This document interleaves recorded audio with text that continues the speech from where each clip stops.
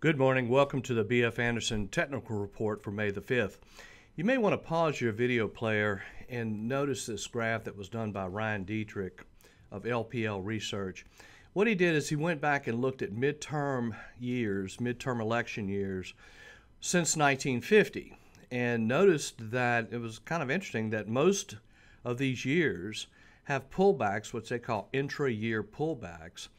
These are the amounts of the pullbacks in percentage terms, and you can see that the average pullback is around 17.1% for the S&P 500 by mid-year.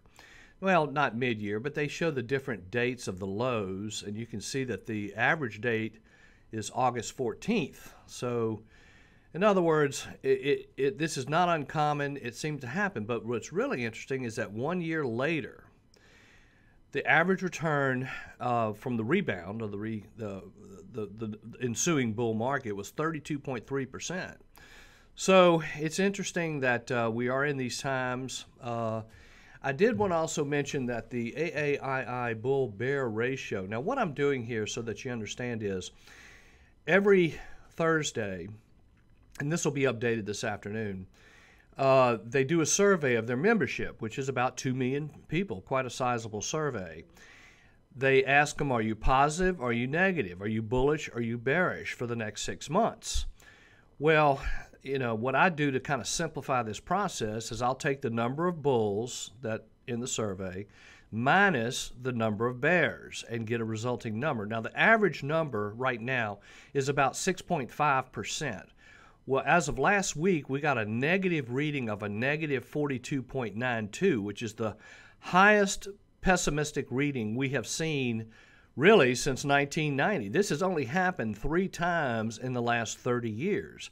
So there's a lot of pessimism out there. So if you're really bummed out about your portfolio or bummed out about the stock market, you know, don't feel alone, because it's pretty much how everybody feels. Also, I wanted to mention the put-call ratio. We're starting to see where the institutional investors are starting to buy puts, which means they're pessimistic as well.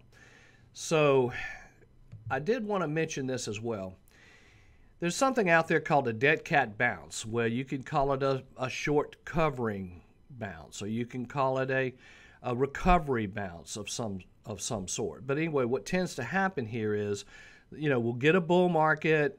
The bull market will end, we go into a downtrend, and then you're going to get these bounces, but you get a resumption of the downtrend. So the important way to handle, you know, dead cat bounce is, in my opinion, is to, you know, be aware of what the overall trend is.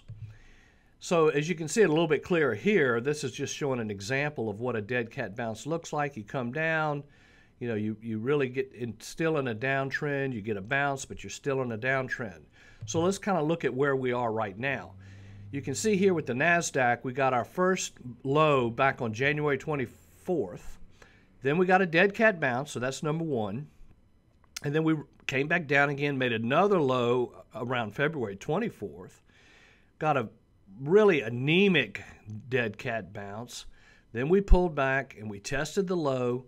Then we got another rally, and as of yesterday, we're getting somewhat of a dead cat bounce. But the overall trend continues to be down. But there is a statistical study out there that says 1, 2, 3. You know, good things tend to come in threes is the point. On the monthly graph that we're now using, we're still on a sell signal below the 10-month moving average. On the weekly graph, we're on a sell signal there. We're below the 35-week moving average. We need to get back above these moving averages to get somewhat of a bottom put in here. This is the mid-cap stocks again, 1, 2, 3, dead cat bounce, so forth. You can see that the trend is down, but we did get a nice bounce yesterday. New York Composite, same thing.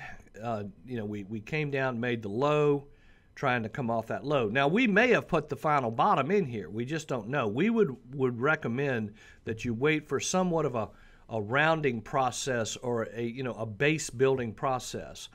Here's the small cap stocks, again, moving sideways, then breaking down. Then we have the S&P 500, where you can see again the same problem. We continue to downtrend. However, we got a very nice bounce yesterday above the 10-day moving average. However, on the monthly graph, we're still below that 10-month moving average. Again, we would really like to see either the moving average come down and then turn up. See, what you really want to see here is something like this, where you get somewhat of a proper base, and then you get a breakout, and then you get an uptrend. We're just not seeing that yet. Here's the weekly graph on the S&P 500. Here's the 35-week. Again, rolling over. The index continues to stay below the moving average.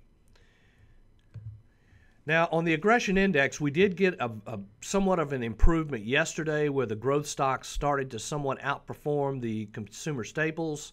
However, this has really been somewhat of a parabolic drop. And the main thing we want to also realize, we've got a death cross here on the moving average, where the 10-week moving average has crossed below the 40-week. Really would like to see this stabilize, something like this, where we get some type of stabilization, then we get an uptrend. That's what we should wait for. Our three economic indicators, interest rates continue to stay elevated, trying to break 3% on the 10-year. Oil prices just continuing to move sideways. However, the oil stocks have been awfully strong. Financial stocks came down as of yesterday, got somewhat of a bounce, looking a little better. New lows continue to be too high. However, we are seeing a divergence here between, these were the dead cat bounces we talked about. This is January 24th. This is February 24th. So in other words, you're getting these humongous numbers of new lows that as the market continues to make further new lows, we're getting fewer new lows, which means that maybe the sellers are starting to dry up a little bit.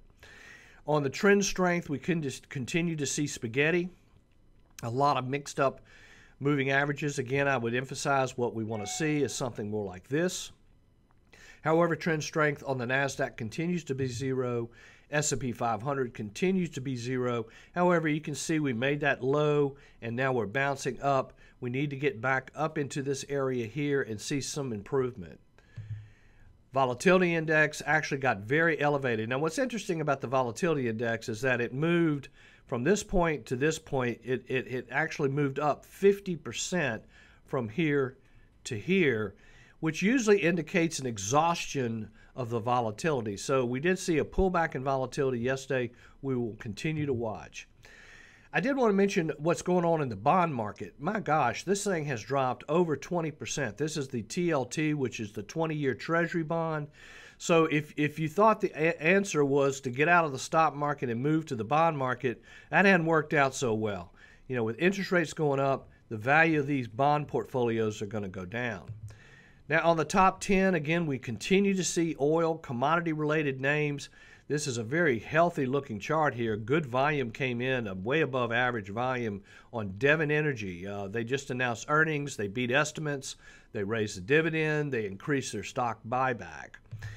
Here's EQT Corp, which is another exploration production. You can kind of see here somewhat of a proper base, breaking out of the base. Energy continues to look like the strongest group. Lantheus, which has been on our list for quite a while now, which is medical supplies. Again, the medical stocks broke out in a gap up formation here, somewhat of a flag forming, a new base. Would be interesting to see if it breaks out again. Here's Valero, again, refiners, exploration production. Oil and gas continues to be strong, way above the 10-day moving average, pretty extended here, however, had good buy volume coming in. So again, energy's hot. Here's Antero Resources, another exploration company, broke out to the upside yesterday, looking very healthy. So all in all, it's a commodity-driven market right now. However, the overall trend continues to be down. Would continue to exercise caution, hold lots of cash, and if you do some buying, keep your buyings very light. Thank you very much.